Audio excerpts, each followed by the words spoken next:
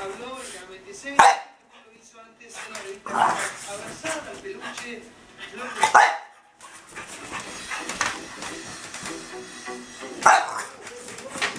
En la tarde.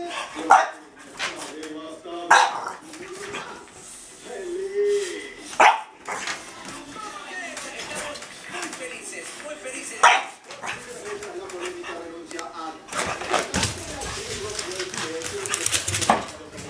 ¿Qué hace el bebito? ¿Qué hace el bebito? ¡Bebito! Mi separación y lo del video me hicieron más vulnerable.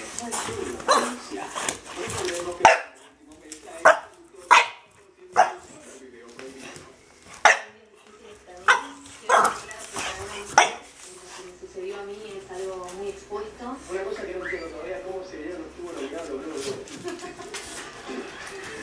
Me siento muy expuesta, me da mucha vergüenza lo que pasó.